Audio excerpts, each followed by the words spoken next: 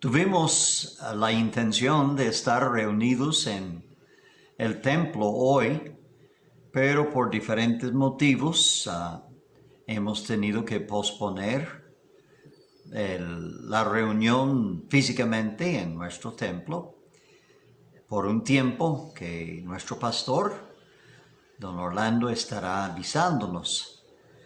Pero estoy feliz de que nosotros por lo menos podemos reunirnos siempre virtualmente, así como estamos haciendo desde la casa en este caso, y gracias a Dios la situación en el país se ha controlado bastante, y aunque hemos tenido que adaptarnos, pues siempre podemos reunirnos virtualmente.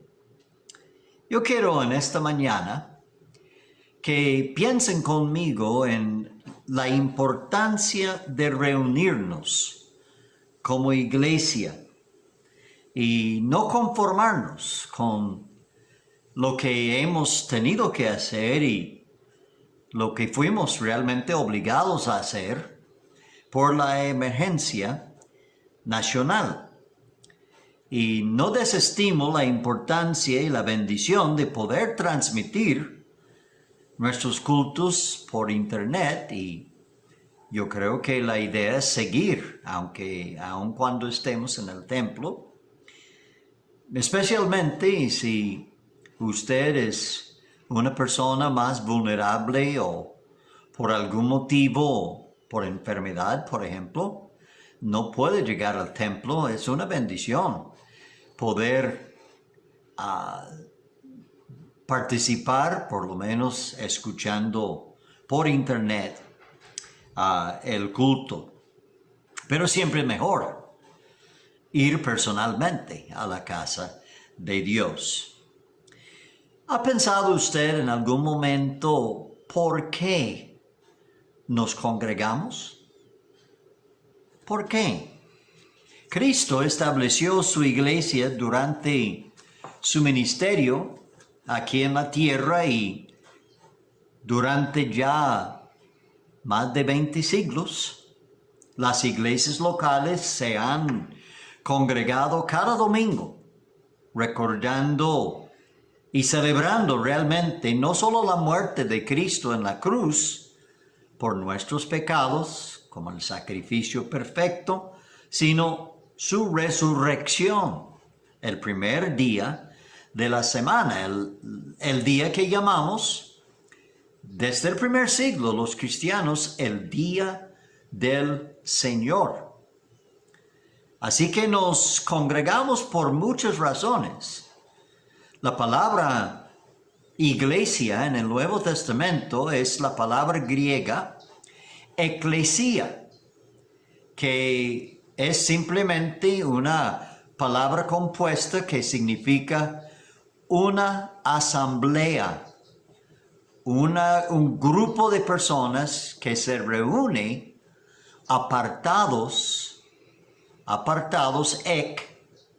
eclesia, que es la congregación o asamblea, para algún propósito especial. Y en el Nuevo Testamento casi todas las veces que se menciona esta palabra, se refiere a una congregación de creyentes local en un lugar específico.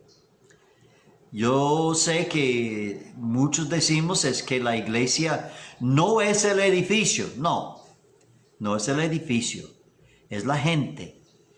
Pero no la gente, cada uno en su propio lugar, en su propia casa. La iglesia se refiere a un grupo de creyentes que se congregan, que se reúnen.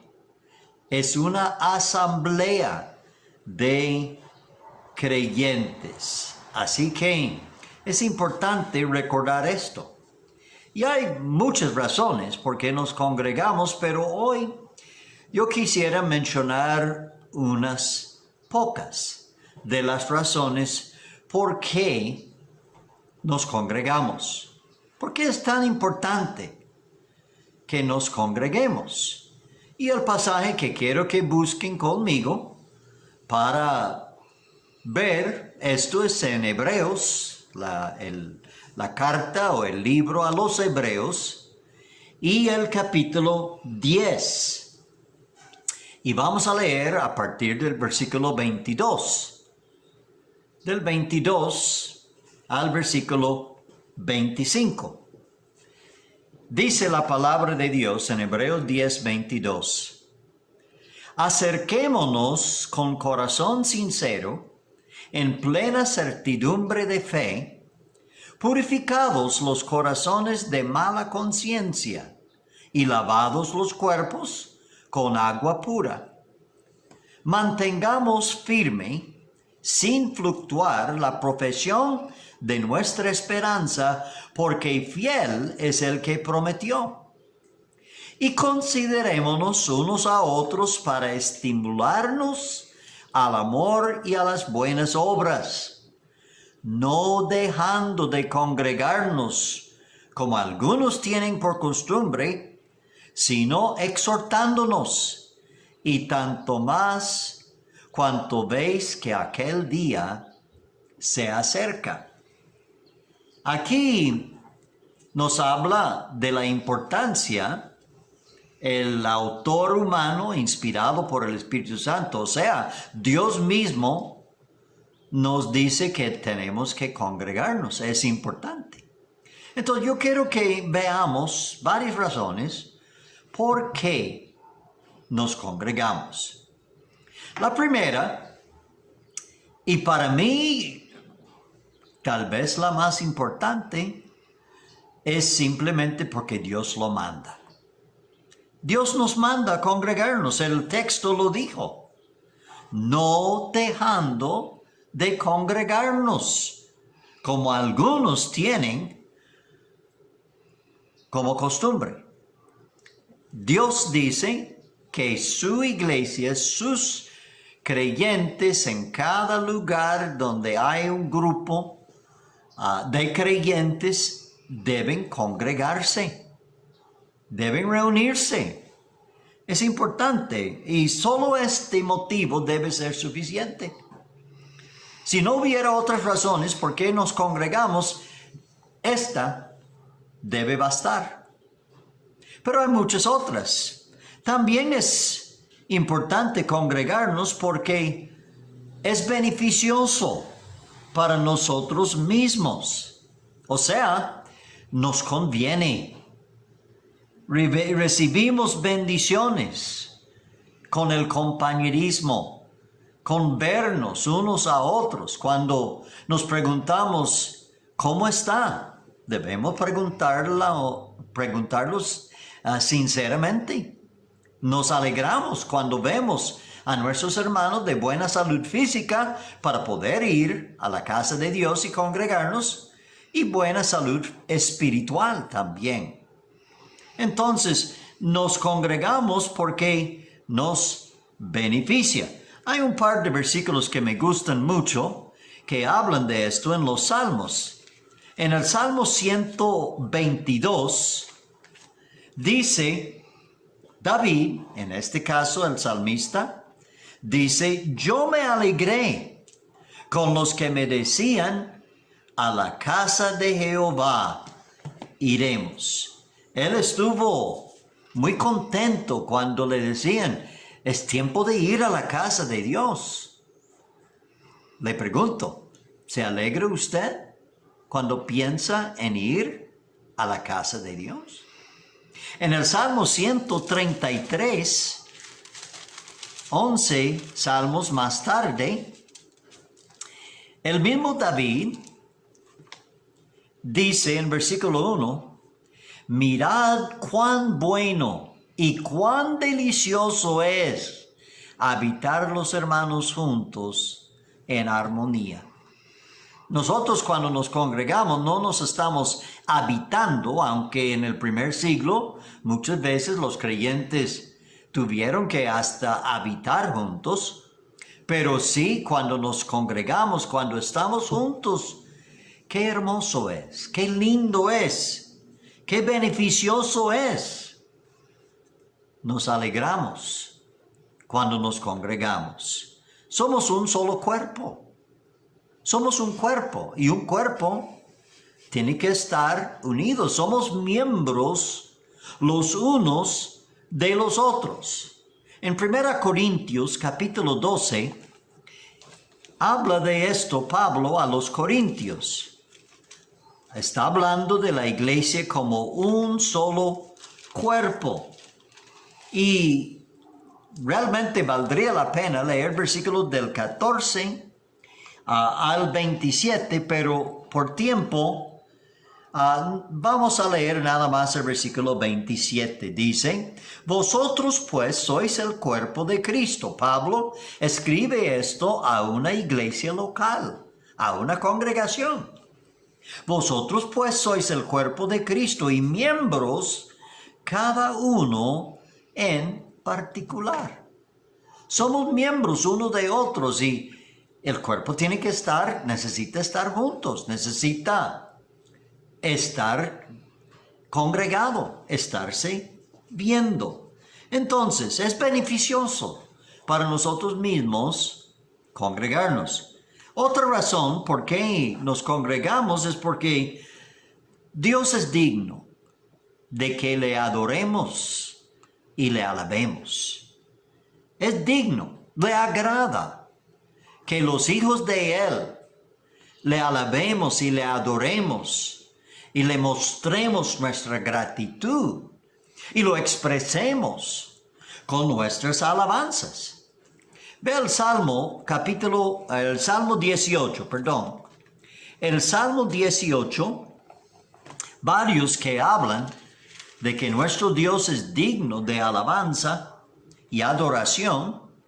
En el Salmo 18, versículo 3 dice, invocaré a Jehová quien es digno de ser alabado y seré salvo de mis enemigos. En el Salmo 48, más adelante, el salmista dice en el versículo 1, grande es Jehová y digno de ser en gran manera alabado en la ciudad de nuestro Dios, en su monte santo. Luego en el Salmo 96 y el versículo 4.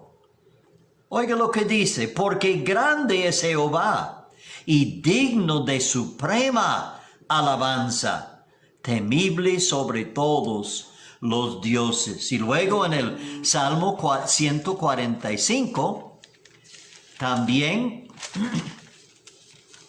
el versículo 3 dice, grande es Jehová y digno de suprema alabanza, y su grandeza es inescrutable. Qué lindo cuando podemos unir nuestras voces en alabanza a Dios, con gratitud expresando el gozo y la gratitud que tenemos por lo que Él es y por lo que Él ha hecho. Él es digno de nuestra mejor alabanza. En el libro de Apocalipsis, el último libro de la Biblia, cuando habla de cómo serán las cosas allá en el cielo, el apóstol Juan, inspirado por el Espíritu Santo, escribe sobre eventos que van a pasar en el futuro y habla de los habitantes del cielo alabando y adorando a Dios. En versículo, del 8 al 11, pero mejor solo leamos el versículo 11, que dice, Señor, digno eres de recibir la gloria y la honra y el poder, porque tú creaste todas las cosas y por tu voluntad existen y fueron creadas. Allá en el cielo vamos a estar alabando a Dios. Y yo considero cuando nos congregamos casi como un ensayo para alabar a Dios como lo haremos en el cielo. Otra razón por qué nos congregamos es porque nosotros necesitamos leer juntos y escuchar la palabra de Dios predicada y enseñada. Leerla, escucharla, predicada y enseñada. Cuando yo pensé en este motivo de congregarnos, yo pensé en el caso de Nehemías. Busque Nehemías capítulo 8, porque allá él llegó y emprendió la gran obra de reconstruir los muros y la casa de Dios y todo. Y en capítulo 8 y el versículo 3, el escriba Esdras está leyendo la palabra de Dios ante la congregación. Y vea lo que dice en Nehemías 8:3. Dice, y leyó en el libro delante de la plaza que está delante de la puerta de las aguas, desde el alba hasta el mediodía, en presencia de hombres y mujeres y de todos los que podían entender. Y los oídos de todo el pueblo estaban atentos al libro de la ley. Imagínense, nosotros dedicamos un tiempito en nuestros cultos para una lectura de la palabra de Dios y es muy bonito y es importante. Pero imagínense, en estos días de Nehemías, leyeron desde el alba, o sea, desde el amanecer hasta mediodía. Y todos atentos para escuchar lo que Dios quería decirles. Necesitamos esto. Es importante oír la palabra leída, explicada, porque dice en otra parte que daban sentido a la lectura. O sea, ellos hacían a la gente entender lo que estaban leyendo. También en 1 Corintios capítulo 1 y el versículo 21, no lo voy a leer, pero nada más habla Pablo de que Dios escogió lo que él llamó la locura de la predicación. Ahora, no es que predicar es una locura, sino que el mensaje para el mundo perdido parece locura. Pero Dios escogió la predicación de su palabra como una manera de que el mensaje de Dios llegara a la congregación. Y cuando escuchamos un mensaje de la palabra de Dios, nos reta a tomar una decisión. Cuando escuchamos la palabra, no solamente decir que, ¡ay, qué bonito! Es para que tomemos una decisión. Es como dijo Santiago, en Santiago capítulo 1 y el versículo 22, dijo, pero sed hacedores de la palabra y no tan solamente oidores, engañándoos a vosotros mismos. Hay gente que llega al culto, llega a la casa de Dios, escucha la palabra de Dios y salen iguales. Pues no debe ser así. Dios quiere que su palabra, cuando la leemos juntos, cuando oímos su palabra enseñada y predicada, que nosotros actuemos, respondamos, tomemos decisión.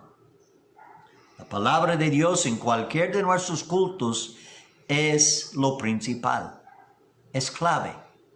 Así que nos reunimos porque necesitamos estas cosas. También es importante congregarnos para orar juntos. Y claro, podría predicar todo un mensaje sobre la importancia de la oración en la vida cristiana, pero Cristo dijo en Mateo 18:19 que si dos se ponen de acuerdo en alguna cosa, Dios les concederá lo que piden. Qué importante es que nos reunamos y oremos juntos. Esta es parte de la razón porque es importante congregarnos, reunirnos. En Hechos capítulo 1 Usted recordará cuando Cristo ascendió al cielo, Él dijo a los discípulos que habían quedado, eran como 120 que estaban ahí, Él dijo a ellos que esperaran hasta la venida del Espíritu Santo, que vino en el día de Pentecostés. Hechos capítulo 2 lo describe.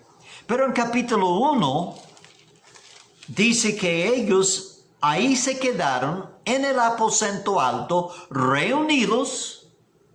¿Y qué estaban haciendo? Vea lo que dice el versículo 14.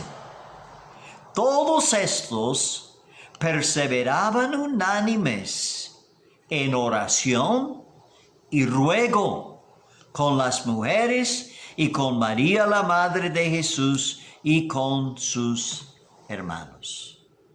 Ellos se mantuvieron reunidos, se congregaron. En este caso, como dije anteriormente, ellos estaban habitando juntos y permanecían o perseveraban unánimes en oración.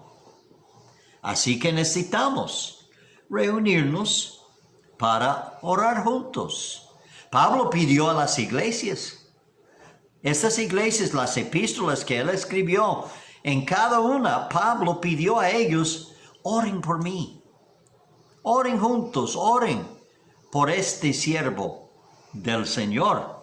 Y por supuesto, nosotros todos los domingos oramos por los siervos de Dios.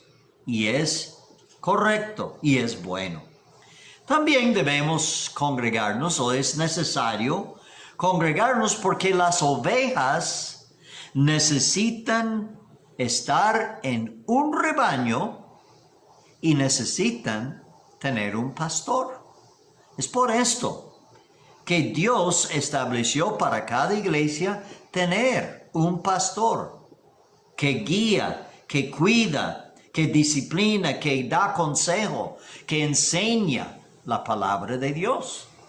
Es importante congregarnos porque las ovejas necesitan esto.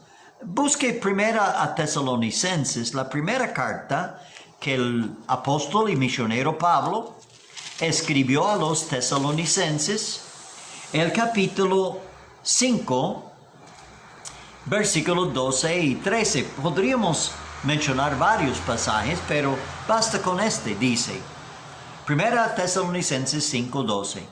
Os rogamos, hermanos, que reconozcáis a los que trabajan entre vosotros y os presiden en el Señor y os amonestan, y que los tengáis en mucha estima y amor por causa de su obra. Tened paz entre vosotros. Las ovejas, que es una de las descripciones de la palabra de Dios para la iglesia de Cristo, las ovejas necesitan un pastor y deben respetarlo y amarlo y tomar su consejo. Es importante. En nuestro texto, el versículo 24, vea lo que dice en Hebreos 10, 24. Dice, y considerémonos unos a otros, vea la responsabilidad que tenemos, para estimularnos al amor y a las buenas obras. Congregándonos, nos estimulamos, nos animamos a seguir adelante, a enfrentar los retos, a obedecer al Señor en lo que Él nos manda. Entonces, nos congregamos porque las ovejas necesitan el rebaño y un pastor. También nos congregamos porque Dios quiere que cada uno de sus hijos descubra y desarrolle sus dones. Hay dos pasajes que hablan de esto, pero yo quiero que vean Romanos capítulo 12, porque aquí habla específicamente de dones que Dios ha dado en su iglesia, en cada congregación, para descubrirse y desarrollarse. Y por cierto, estos dones no son para beneficio de uno, son para beneficio de la iglesia. Y son para usarlos sirviendo en la iglesia. Ve lo que dice en Romanos capítulo 12, versículo 3. Digo pues por la gracia que me es dada, a cada cual que está entre vosotros, que no tenga más alto concepto de sí que el que debe tener, sino que piense de sí con cordura, conforme a la medida de fe que Dios repartió a cada uno. Porque de la manera que en un cuerpo tenemos muchos miembros, ¿se acuerda que hablamos de que la iglesia es un cuerpo de Cristo?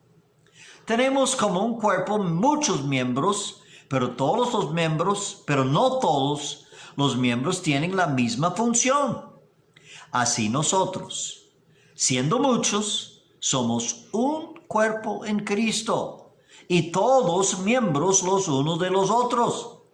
De manera que, teniendo diferentes dones, según la gracia que nos es dada, si el don de profecía, úsese conforme a la medida de la fe. O si de servicio, en servir. O el que enseña, en la enseñanza. El que exhorta, en la exhortación. El que reparte, con liberalidad, el que preside con solicitud, el que hace misericordia con alegría. Aquí está mencionado 6 dones específicos, diferentes, que realmente merecían un mensaje aparte, pero que Dios ha dado a los miembros de su cuerpo, a su iglesia, para descubrir y desarrollar y usar en servicio para Él. Así que es otro motivo por qué debemos y necesitamos congregarnos. Pero hay otro más. Necesitamos congregarnos para poder invitar a nuestros amigos, familiares, compañeros de estudio, de trabajo, vecinos, cualquier persona con que nos encontramos. Necesitamos un lugar para llevarlos para poder escuchar el Evangelio. Y si aceptan a Cristo, donde pueden bautizarse y crecer, discipularse y crecer en su vida cristiana. Así que la iglesia es el lugar para llevar nuestros amigos y familiares que no conocen a Cristo, que no lo han aceptado como Salvador personal. Cuando yo pensé en esto, yo pensé en una parábola de Jesús. La parábola de la gran cena en Lucas capítulo 14. Un hombre hizo una gran cena, preparó todo, invitó a muchos, y cuando mandó a su siervo a que viniesen, ya tenía todo preparado, ya era hora de comer, todo listo. Y cuando fue el siervo a buscarlo, dice que todos empezaron a poner excusas. Por ejemplo, menciona uno que había comprado una hacienda. Y digo, yo compré una hacienda y tengo que ir a verla. Pues la pregunta mía es, ¿quién compra una hacienda sin verla antes? Para mí fue una excusa que no tenía realmente mucho sentido. Otro dijo, he comprado 5 yuntas de bueyes y necesito ir a probarlos a ver cómo me funcionan. Bueno, igual. Yo creo que no es muy sabio comprar 5 yuntas de bueyes sin antes verlos y ver que de verdad van a hacer lo que usted quiere.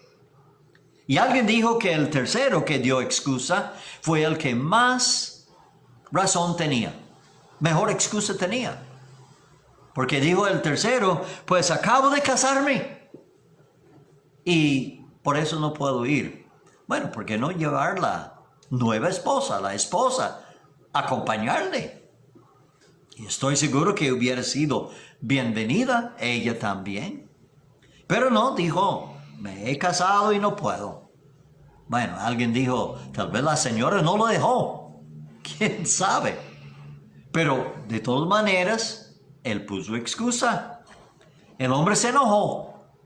Había preparado todo, había enviado con tiempo las invitaciones y a última hora, ya cuando era hora de venir, ellos dijeron que es que no puedo.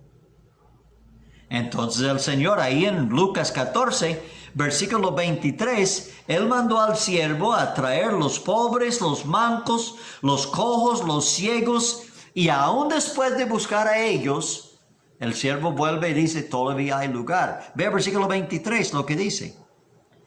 Dijo el Señor al siervo, ve por los caminos y por los vallados, y fuérzalos a entrar para que se llene mi casa. Porque os digo que ninguno de aquellos hombres que fueron convidados gustará mi cena. Estaba enojado. Y este simbolismo ahí, el Señor es Dios. Y Él dice, vea, yo quiero que mi casa esté llena. Yo quiero que la gente pueda llegar a disfrutar lo que yo tengo para ellos. En este caso, la salvación. Y todo lo que involucra, después de aceptar a Cristo, la vida cristiana victoriosa. Eso es lo que Dios quiere. Para poder disfrutar de esto, es importante congregarnos. Tienen que tener un lugar a donde ir para hacer esto. Y uno más, y con esto termino. ¿Por qué nos congregamos?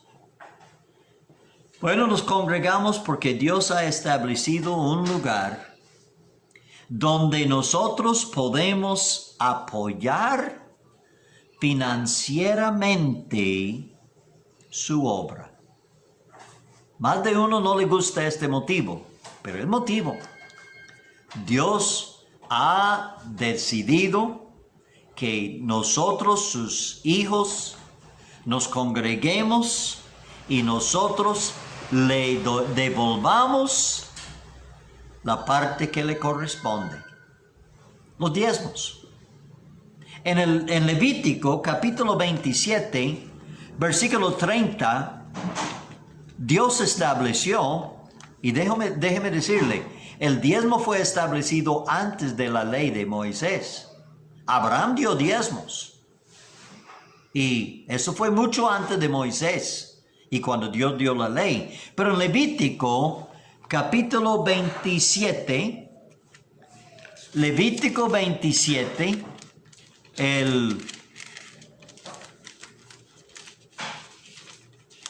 el tercer libro de la ley, Levítico 27, versículo 30, ve lo que dice. Y el diezmo de la tierra, así de la simiente de la tierra como del fruto de los árboles, de Jehová es. Es cosa dedicada a Jehová. El diezmo no es nuestro. De todo lo que nosotros ganemos, sea un trabajo fijo, remunerado, un salario que nos paguen por contrato o por hora o como sea, o cualquier ganancia, cualquier ingreso, de todo lo que recibamos, la 10ª parte es de Dios, no es nuestro. Pero yo me gané 100,000. Pues no son 100,000 suyos, 90 son suyos. Los otros 10,000 de Jehová es el diezmo. La palabra diezmo significa la 10ª parte. Entonces el diezmo es para Dios y para su obra. Es la forma que Dios ha establecido para sostener su obra. Vean Malaquías 3, un pasaje que muchos de nosotros hemos leído durante muchos años. Pero aquí sí es muy duro lo que Dios dice acerca del diezmo y ofrendas. En versículo 8 de Malaquías 3 dice, ¿robará el hombre a Dios? Qué buena pregunta. ¿Sería alguien capaz de robarle a Dios? Qué feo. ¿Robará el hombre a Dios? Pues vosotros me habéis robado, dice Dios. En este caso a Israel. Y dijisteis, ¿en qué te hemos robado? En vuestros diezmos y ofrendas. Y sigue diciendo, no les va a ir bien, les va mal, porque ustedes me han estado robando. Y en versículo 10 Dios hace un reto, dice, traed todos los diezmos al alfolí. Alfolí es símbolo de lo que es en el Nuevo Testamento la iglesia, la tesorería de la iglesia. Traed todos los diezmos al alfolí y haya alimento en mi casa. Y probadme ahora en esto, dice Jehová de los ejércitos. Si no os abriré las ventanas de los cielos y derramaré sobre vosotros bendición hasta que sobreabunde. No solamente debemos hacerlo porque el diezmo es de Dios, pero debemos hacerlo porque Él ha prometido que haciéndolo, Él nos va a bendecir tanto que será abrir las ventanas de los cielos, derramar bendiciones sobre nuestra vida hasta sobreabundar. Yo sé que muchos de ustedes, igual que yo, podemos decir, claro que sí, lo hemos experimentado, lo hemos visto a través de muchísimos años. No sea usted un ladrón de Dios. No lo sea. Y por supuesto habla de diezmos y ofrendas. La obra misionera se mantiene a través de oración, obreros y ofrendas.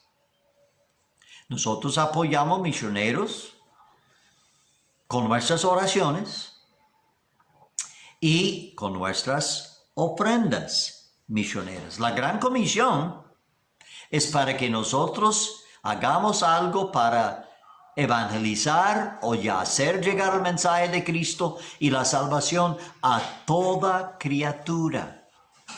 Todos tienen que oír. David dijo en Primera de Crónicas, primer libro de las Crónicas de los Reyes de Israel, y el capítulo 29, cuando él estaba recogiendo la ofrenda para la construcción del templo, que luego de su muerte haría su hijo Salomón. Ve lo que dice en versículo 6, Primera de Crónicas 29.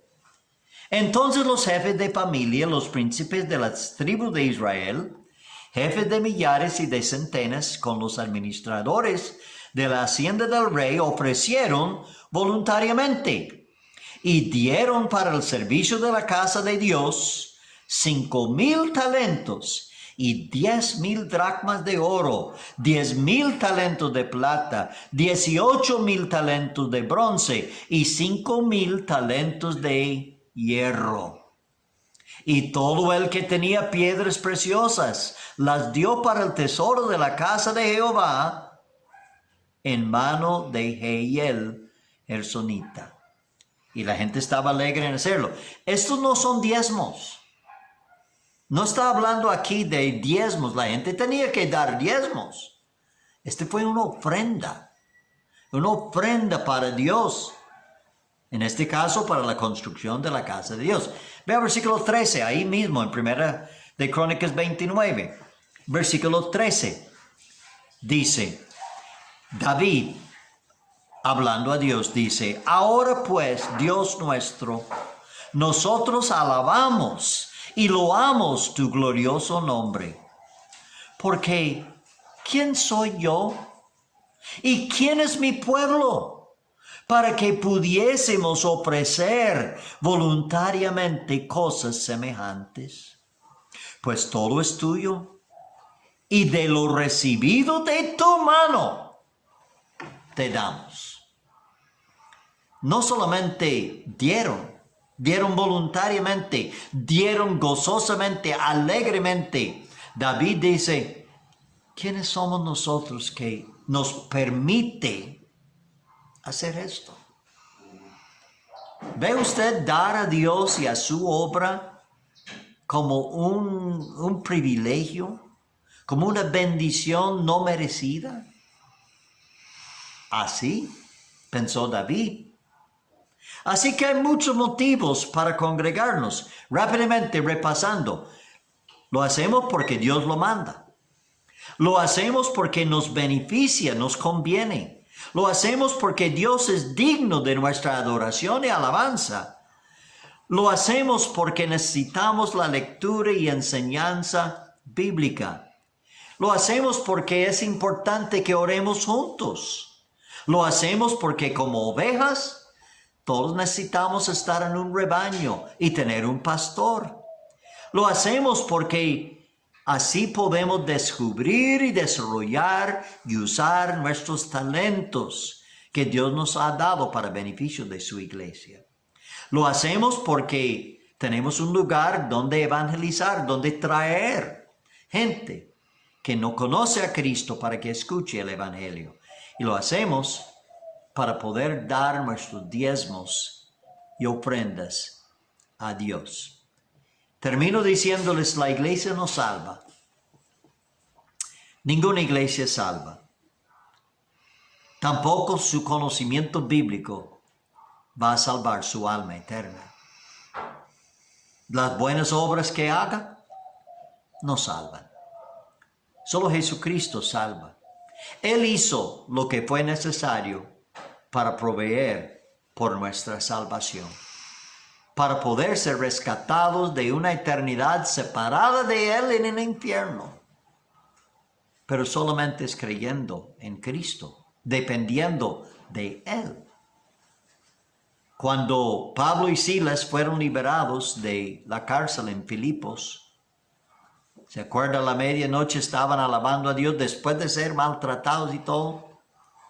Ellos alababan a Dios y dice que vino un terremoto, cayeron sus cadenas, se abrieron las puertas y ellos iban a salir cuando encuentran al carcelero, que pensando que todos los prisioneros se habían escapado o lo iban a matar a él o las autoridades, sus jefes lo iban a matar por dejar escapar los prisioneros, él se iba a matar. Y entonces él pregunta a Pablo y Silas, ¿qué debo hacer para ser salvo? Sin duda, él había estado escuchando lo que ellos predicaron y cantaban a pesar de su difícil situación. Y él dice, ¿qué debo hacer para ser salvo? Y Pablo responde, cree en el Señor Jesucristo y serás salvo.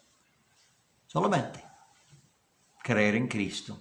Con un corazón arrepentido, poner su fe en Él. Invitarle, decirle, Señor, quiero que me salve.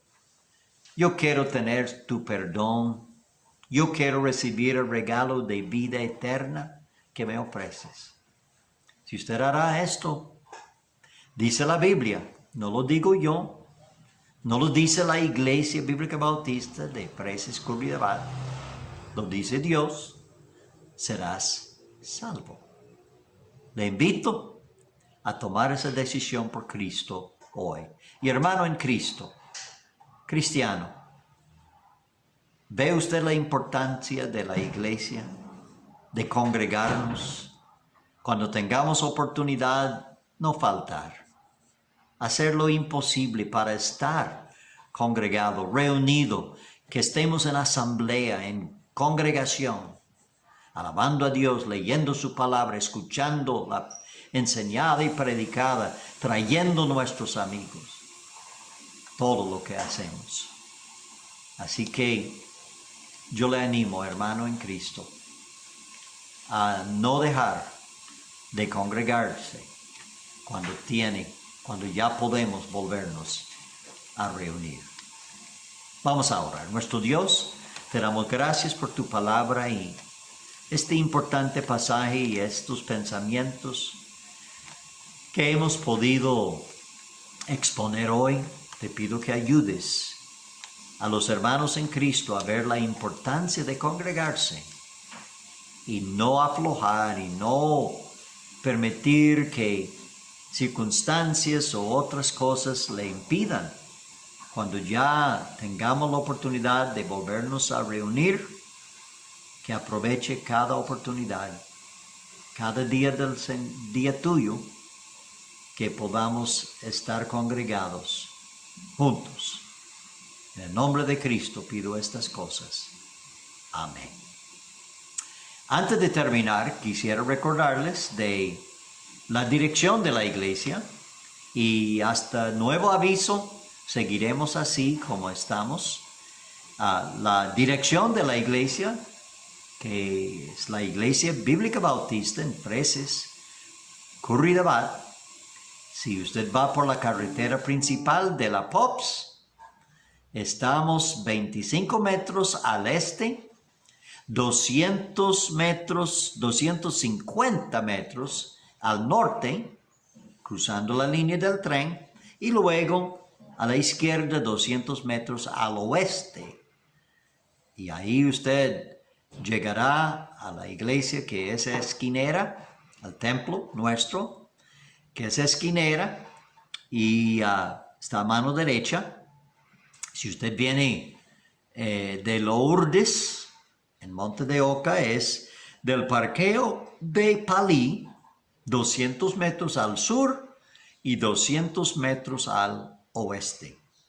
Y ahí usted nos puede encontrar cuando ya tengamos oportunidad de volvernos a reunir. Que Dios los bendiga y que pase un buen resto del día del Señor hoy.